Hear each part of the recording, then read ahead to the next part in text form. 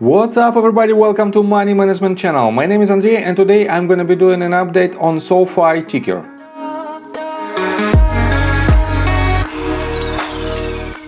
And on today's video, first of all, I will show you where we are on the price chart and how we get there. Then I will continue with the fundamental news that might drive the price of this company. And at the end of this video, I will share my thoughts and my technical analysis, and I will show you what should we expect next. And before we get into all of that, if you guys would like to earn 2 free stocks with Moomoo valued up to $7,000, please check out that link in the description below.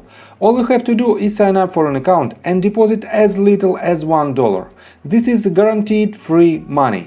Full details you can see on the screen right now. So let's start with the price chart. I made my previous video right here, somewhere at this point, and I've told you that we had this movement to the upside and we had to have a retracement. And I drew this channel, and as you can see, we have very good touches of this support right here, and we have very good resistance right here and at this point. So my main assumption was that we can hit this range of lower support line, and as you can see, we had a confluence level with the range of about $14.71.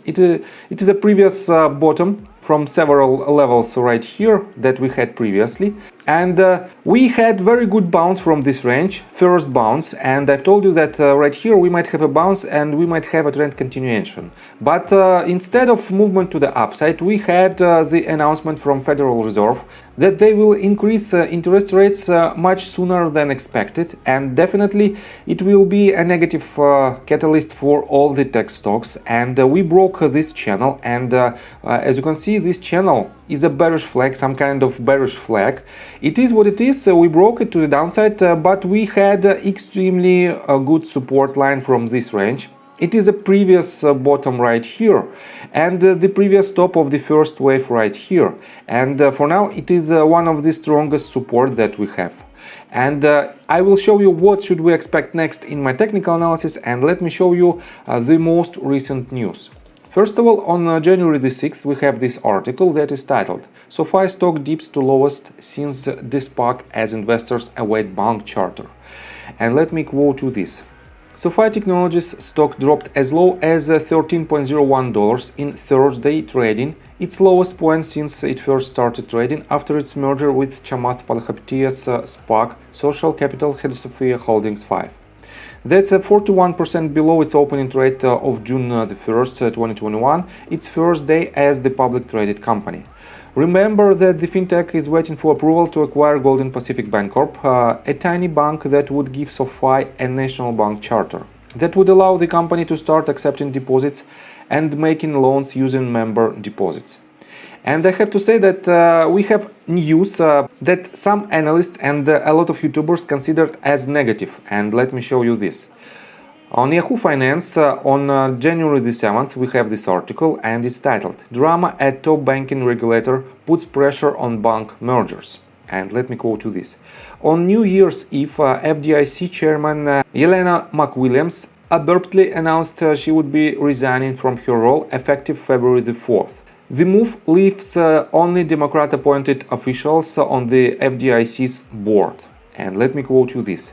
"We expect a near-term pressure on financials on the accelerating regulatory shift, particularly for banks with pending deals that would form a combined entity with assets over $100 billion, wrote Raymond James, analyst at Mills. And definitely it might be a negative sign for a lot of companies that are about to make the merger. But let me show you this. Isaac Boltansky, an analyst at BTIG, acknowledged this opera at the FDIC, but noted that he would not expect the regulators to start swatting down any and all deals. "We continue to believe that there will be M&A headwinds for banks, which will extend approval timelines. But our sense is that deals with pro forma assets either near or below $100 billion should have a clearer path to approval, all else being equal." And let me show you that according to latest SOFI data, this company has total assets of about $8 billion. Even the combined total assets with the Golden Pacific Bancorp is nowhere near to $100 billion. This means this news potentially shouldn't affect the results of this approval and shouldn't affect the timelines as well. But we have another potential catalyst, and you all know that on February the 13th we should see a Super Bowl game that will take place on SoFi's stadium. But let me show you this. This is the COVID-19 new cases, daily new cases, and as you can see we have huge spike for more than 870 cases on January the 7th. And definitely this spike was made because of the Omicron variant.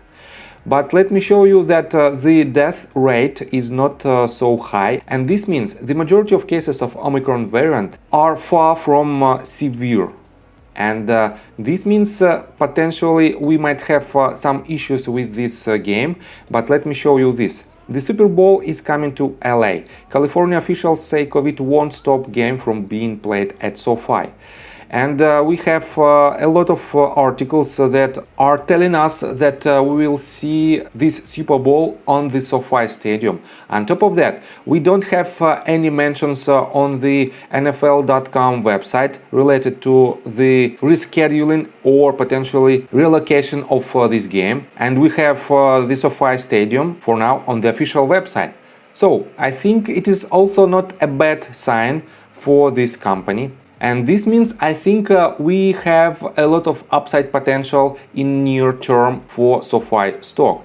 So, and let's continue with the technical analysis, but before we dive deep right here, please subscribe to my channel, hit notification bell and hit the like button. This helps me a lot.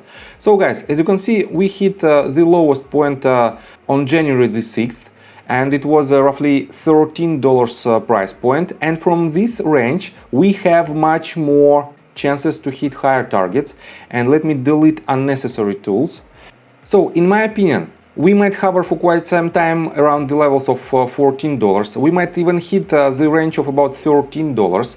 But if the Fed on its upcoming meeting on January 25th, 26th will announce that they will drastically increase the interest rates, it will be another bearish pressure that will push the price of the stock down.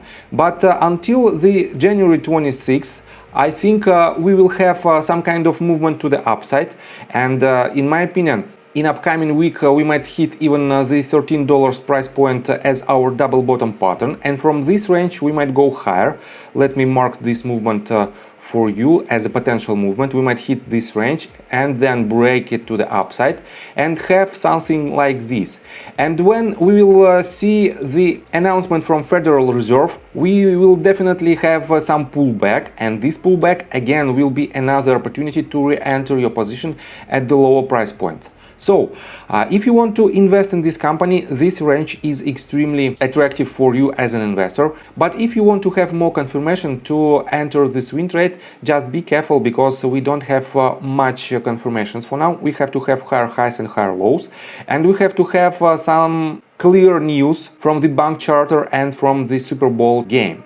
So I think from the technical standpoint that's it for now. If you like my video, please hit the like button and subscribe to my channel with notification bell, and see you guys and girls next time. Bye!